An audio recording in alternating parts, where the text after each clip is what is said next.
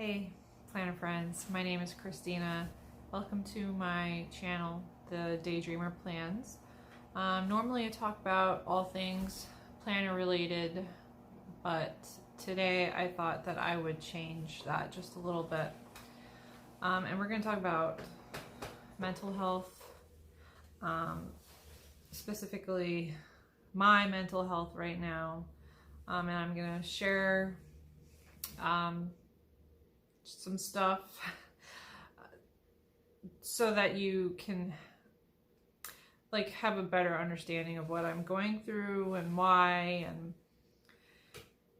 I know that a lot of other planner girls and guys suffer from anxiety and depression and chronic illnesses, because I see it on Instagram all the time. I see it in your posts. I see it in your stories where you're really raw and vulnerable.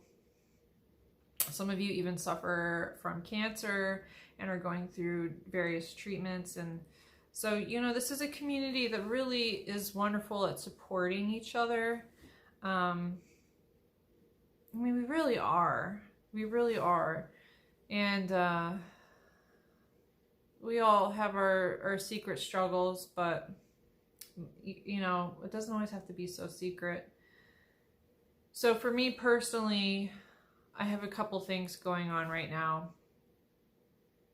The first one is that I suffer from fibromyalgia.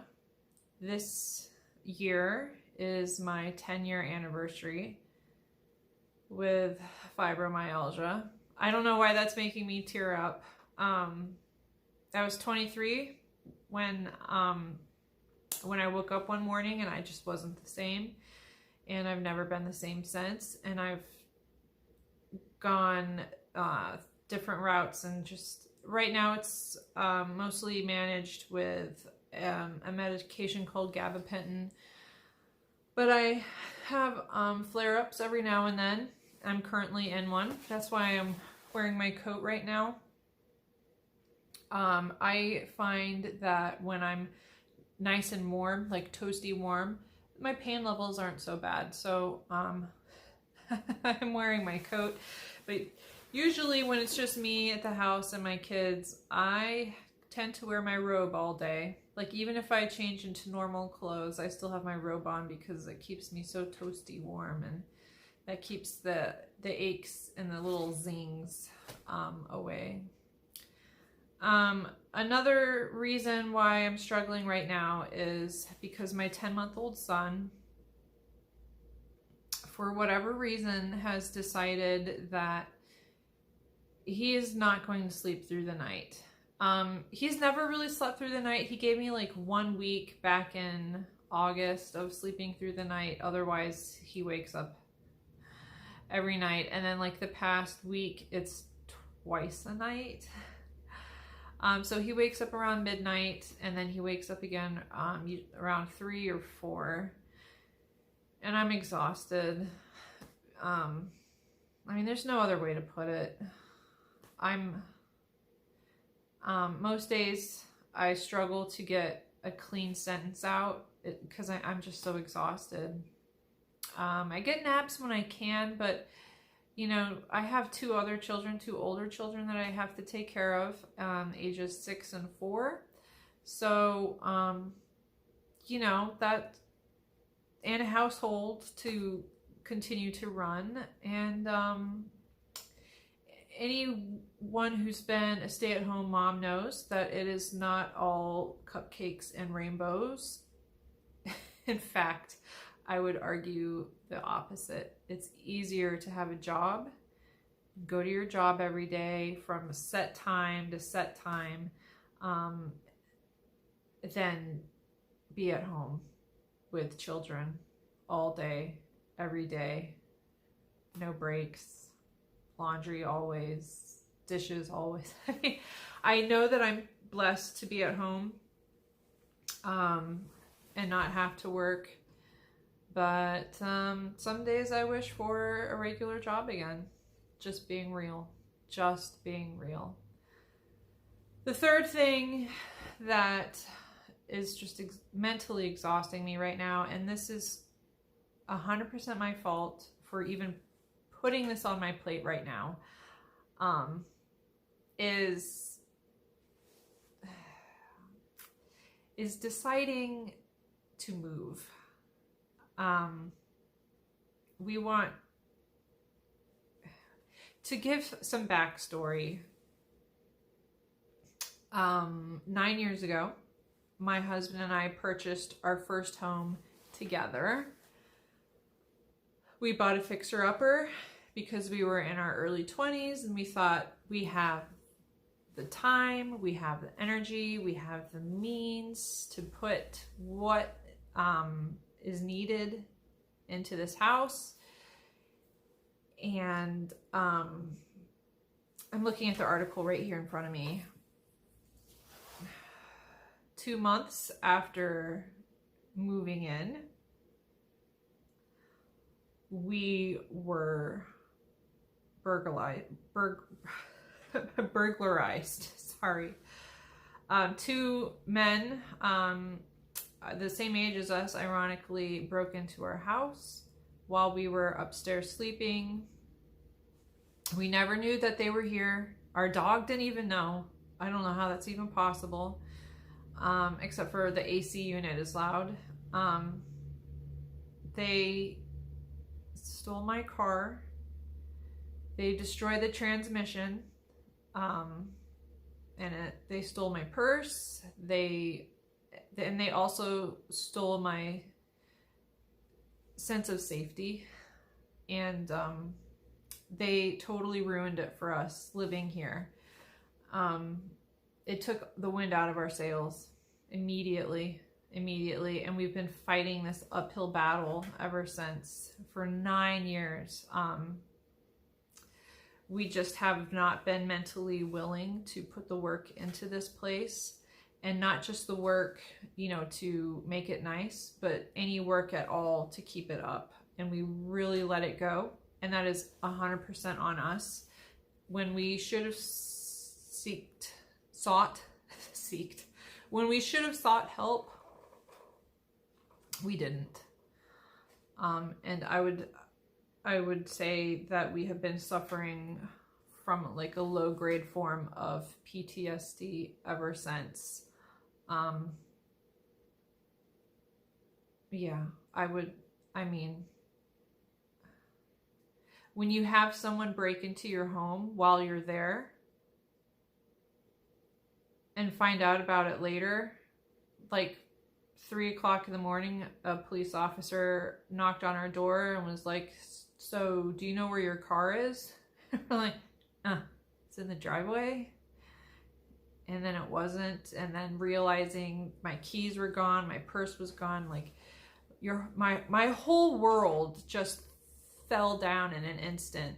And my husband's too. And you know, gosh, it's hard to come back from that.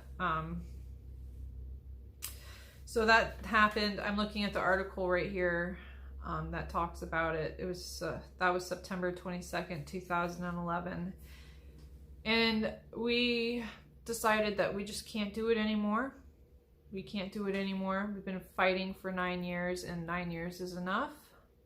So we are selling in the spring, and we want to build. Yes, I know. Way to put more on your plate, Kristina. But we don't want anyone else's home. We don't want anyone else's baggage. We don't want anyone else. We just want what we want. We want to build our forever home and just be done with it. And with that comes a lot of things that neither of us foresaw because we've never built before. And so while we're trying to work those kinks out, like the timeline of buying a property, working with a builder, getting plans together, while we're trying to work out that timeline, we're also trying to work on this house to get it up to speed so that we can sell it for a decent price.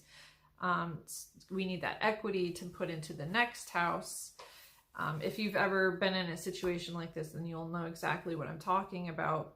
so I have the mental exhaustion of building, and now I have the mental exhaustion of trying to get this place in order. And I've been a low-key hoarder for the past 9 years because mentally I was not in the right place. And now I have to deal with it. And that's my fault for ever letting it get to this point.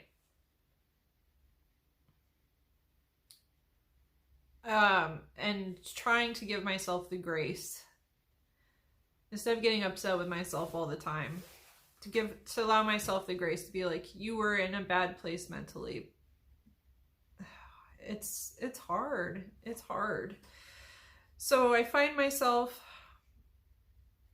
looking around me and seeing progress made, and that is helpful. But then I also look around me and I see how much more needs to be done, and then it's like this cycle. I'm sure many of you know exactly what I'm talking about. Just this constant up and down of progress, but so much more. And it's, like I'm a planner girl, but sometimes it's really hard to sit down and figure out what to prioritize and then to like stick to that. Like to pick a room, and that would make sense to go like room by room. But I also have adult ADD, and so I am easily like shifted off focus. So, I'll start in this room and I'll put something away in this room, and then I'll be like, oh gosh, I got to clean that up. And so before I know it, an hour's gone by and I've hardly accomplished anything. So, there's that. So much to unpack here. So, that's where I'm at. And I'm trying to document what I can in my A5 stology. I need to figure out how to say that correctly.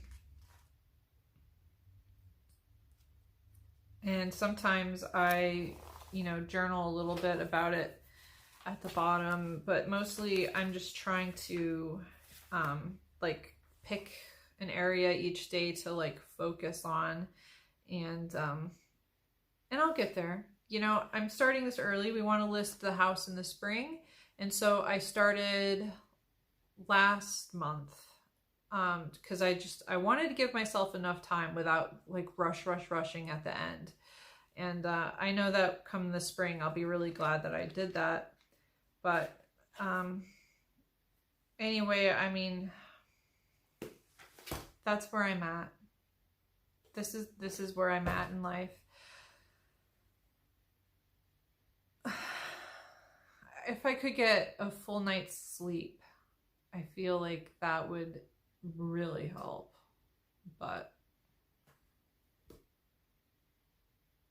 that's up to my baby to decide. I've talked to the lactation consultants. I've talked to the pediatrician, and unfortunately at 10 months of age, there's just not much. There's not much that can be done. They all say the same thing. When he's 12 months old, then we can talk. But right now, we just consider this normal. So if you have any suggestions, feel free to let me know. Just bear in mind that he's 10 months old, so I'm kind of limited as to what I can do, I guess. Anyway, thanks for listening. Feel free, if you're going through something similar, or if you're not going through something similar, but you're still going through something, feel free to put it down in the comment section, and we can all lift each other up, and maybe we have some words of wisdom or just words of encouragement. Sometimes that's the best thing that you can do, is just give encouragement. Sometimes finding solutions isn't the answer we need. We just need to know that we're not alone. So thank you so much for watching. I appreciate you all. I appreciate every view. And I will hopefully have a planner video for you guys soon. Just right now, I don't have the mental space to be in this much. So enjoy the rest of your day. Bye.